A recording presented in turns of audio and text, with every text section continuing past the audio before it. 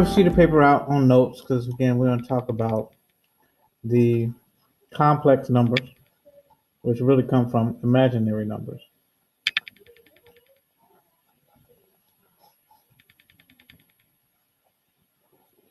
And imaginary numbers actually come from anything with the square root of -1. Okay? And square root of -1 is equal to I. All right? So a complex number has an imaginary number in it. Okay? So when you have a complex number,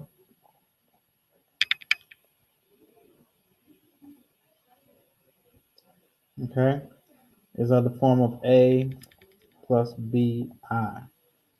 Okay? Where the A is the real part, the BI is the imaginary part.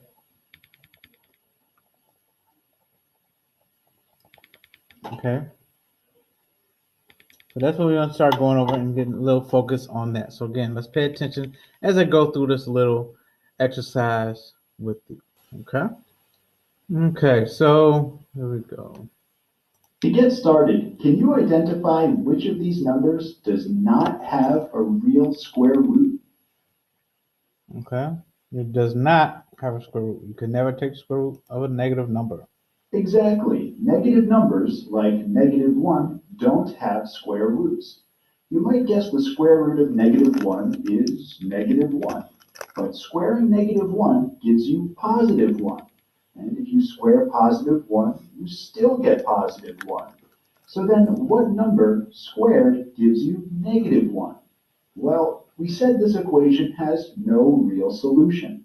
So about 500 years ago, mathematicians invented a solution, I. I is short for imaginary unit.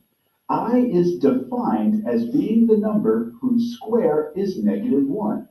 You can't write it as a fraction or a decimal because it's not a real number. It's just I. So because I squared equals -1, you'll often see I also defined as the square root of -1. This makes sense, right? But as you'll see in a later lesson, sometimes you have to be very careful with this definition. Okay, so let's try some examples. Suppose you have 2i, which is the same as 2 times I. And now let's say you're multiplying that by another 2i. Can you evaluate this product? Remember, when you're multiplying numbers together, you can multiply them in any order without changing the answer. So we can rearrange this product as 2 times 2 times I. So using the fact that I times I, or I squared, equals -1, evaluate this product.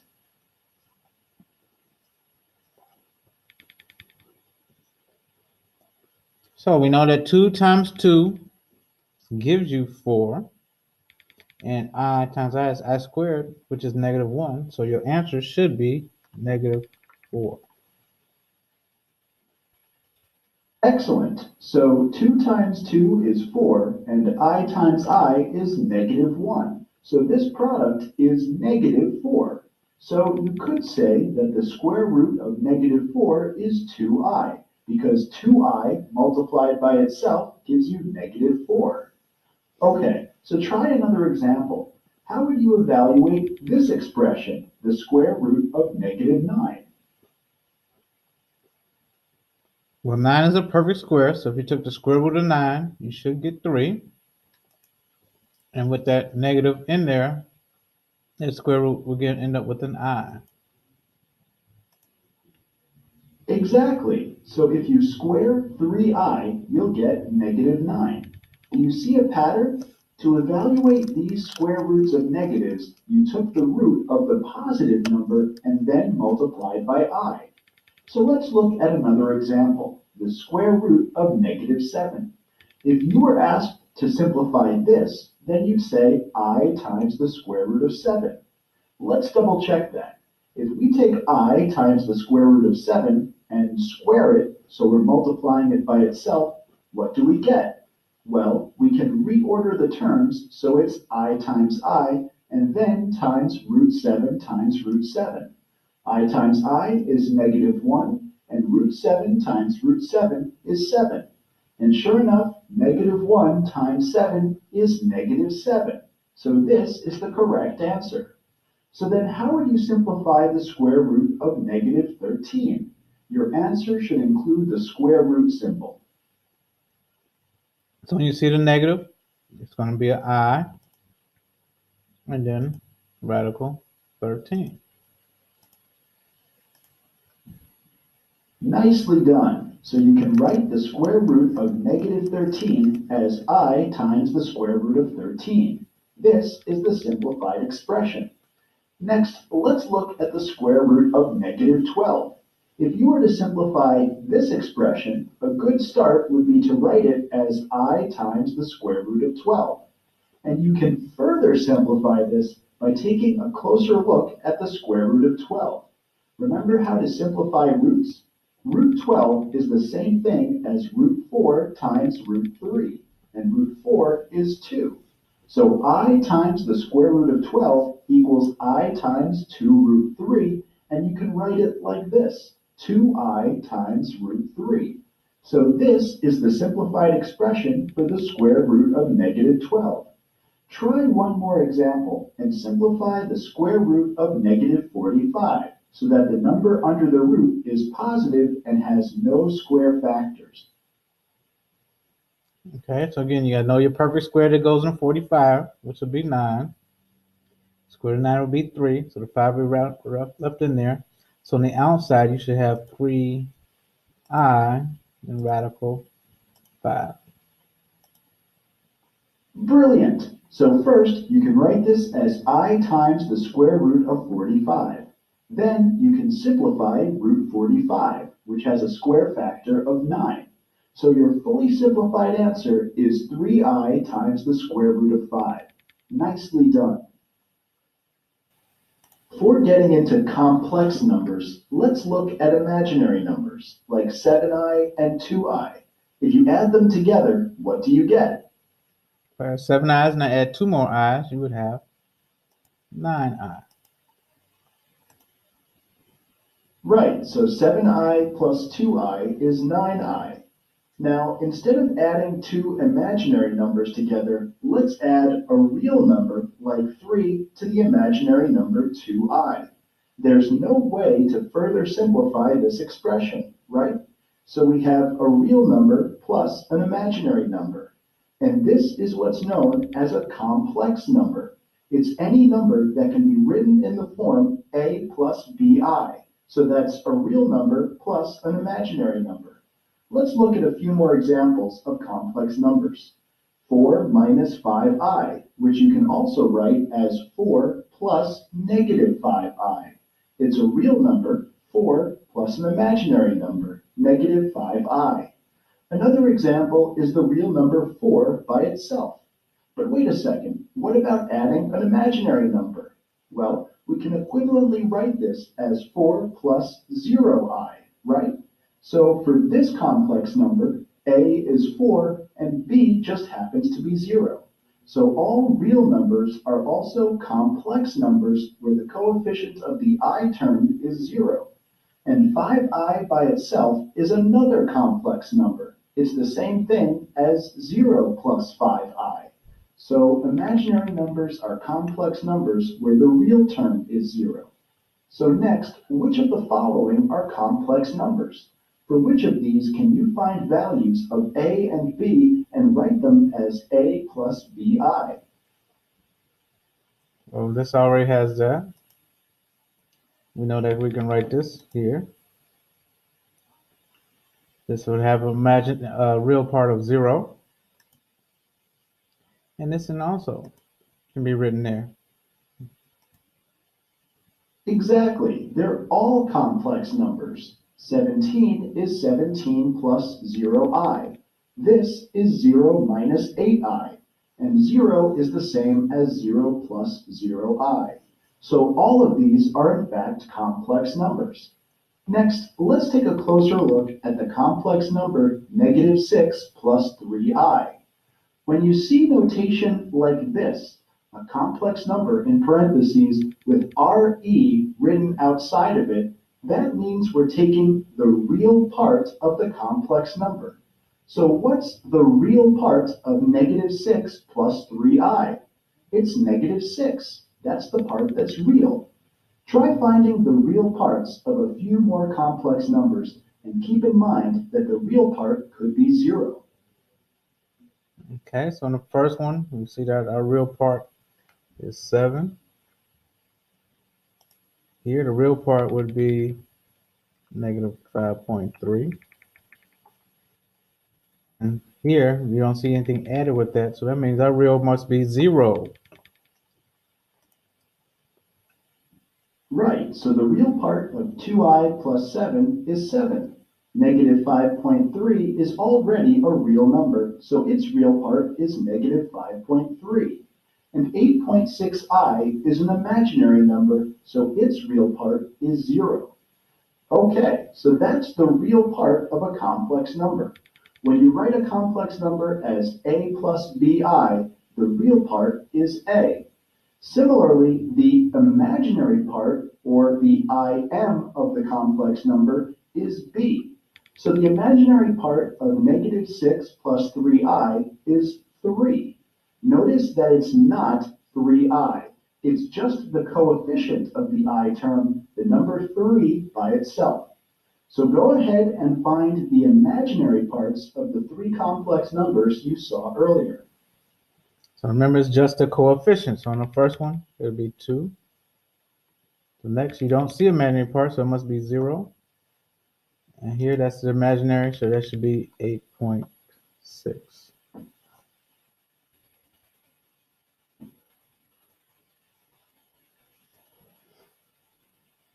Excellent. The imaginary part of 2i plus 7 is 2, because that's the coefficient of the imaginary unit.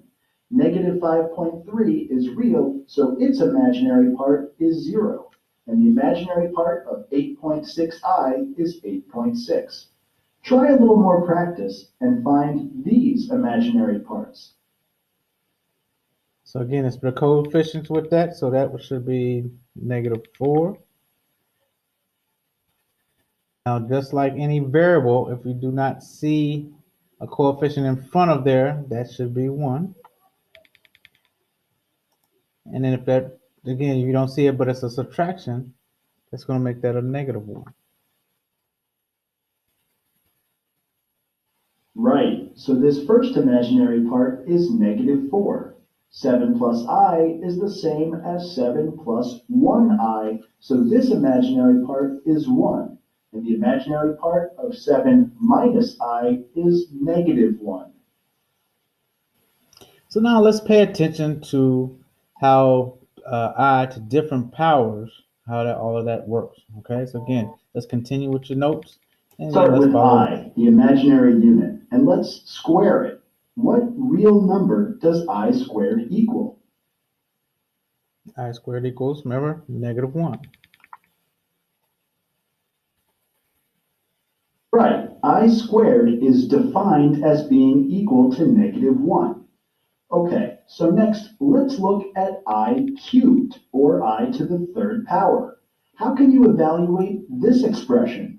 Well, using what we know about exponents, this is the same as I squared times I to the first, right? Because when you multiply powers with the same base, you can add their exponents, and 2 plus 1 is 3. Also, we can rewrite I to the first as just I. So, what's I squared times I? Can you simplify this expression? Well, we know that I squared turns into negative 1, and negative 1 times I gives us a negative I.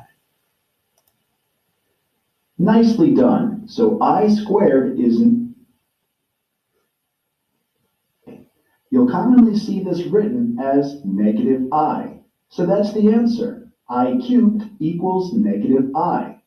Next, try evaluating I to the fourth power. You can get the answer by writing this as I cubed times I to the first, and also by writing it as I squared times I squared. Either way, you should get the same result. Again, so if I squared is negative 1, that means negative 1 times a negative 1 gives you a positive 1. Excellent. Let's quickly review both ways to get the answer. You already found that I cubed is negative I, and I to the first is I. What's negative I times I? Well, we have a minus sign, and I times I is negative 1. So the answer is negative 1, which is positive 1. Let's double check that by evaluating I squared times I squared. I squared equals negative 1, and the same goes for this I squared. And negative 1 times negative 1 gives us the same correct answer, positive 1.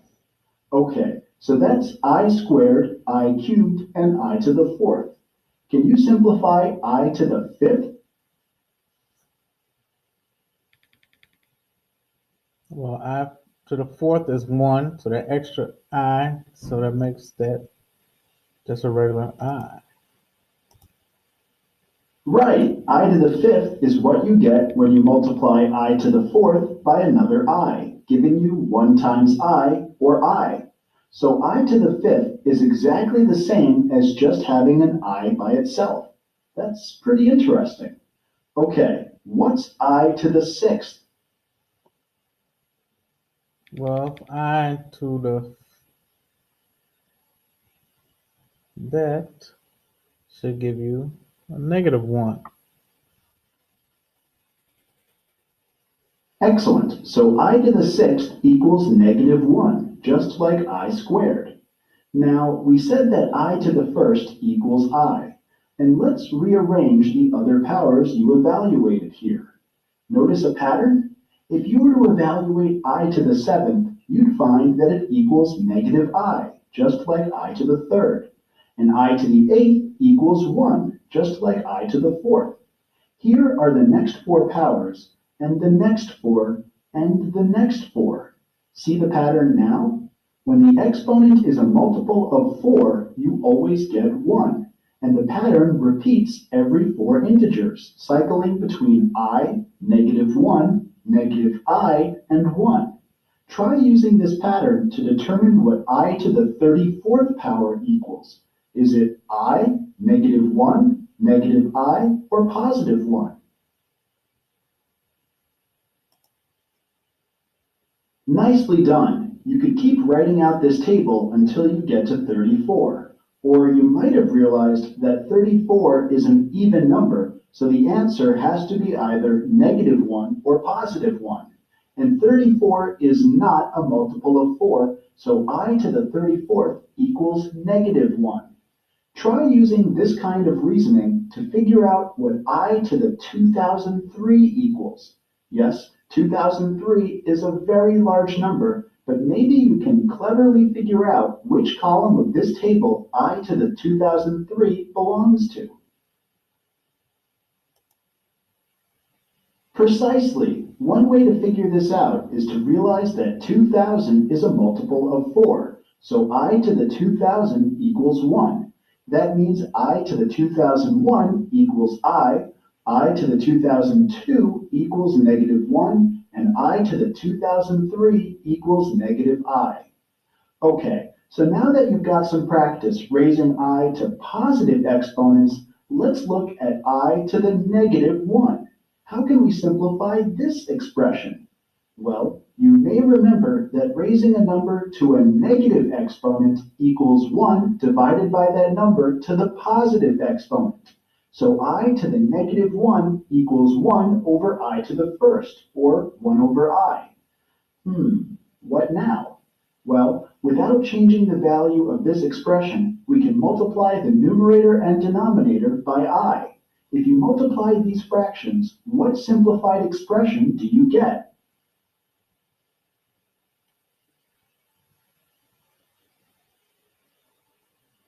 Because those i's are going to cancel out.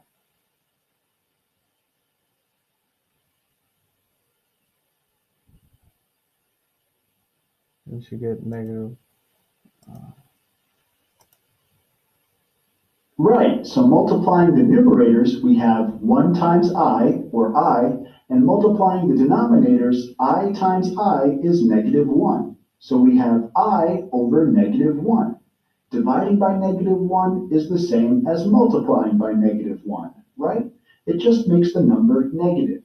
So I to the negative 1 turns out to equal negative I. Crazy, right? Again, here's our table of positive powers of I. And now let's go in the negative direction. I to the 0, just like any real or imaginary number raised to the 0, equals 1. And as you just found, I to the negative 1 equals negative I. You can work out for yourself that I to the negative 2 equals negative 1, and I to the negative 3 equals I. And here are the next 4 negative powers of I and the next 4. So for negative exponents, a similar pattern has emerged, cycling through 1, negative I, negative 1, and I. The thing I want to share with you is that if you have an imaginary number, okay, 4 plus 3i, okay, and some parts are going to come and ask you about the complex conjugate, all right, complex conjugate, all right, and all the complex conjugate does is just changes the sign of the imaginary part. So the complex conjugate of 4 plus 3i would be 4 minus 3i. As simple as that. So if I have 1 plus 6i, and I want the complex conjugate, it'd be 1 minus 6i. Okay? So what would you think if I had 2 minus 7i and I want the complex conjugate? Okay, so now let's do a couple examples of getting some problems. Again, just follow along. Again, you do more on the delta math, you'll be all right. Okay, so let's say I had, just very simple, let's say I had 2 plus 5i plus 3 plus 7i. All right, and we had to combine that. You just treat this just like we do variables. Combine your like terms, especially if you see a plus sign in between. So now 2 plus the 3 would be 5. And if I have 5i's plus 7i, that'd be 12i. There we go. You always put the real part in front of the imaginary part. So that's if you're adding. Again, if you're subtracting, again, same rules where you have to change the sign after that. That's what you would do. Now, let's say we didn't have a plus sign in between. Say we had a problem where we had to multiply.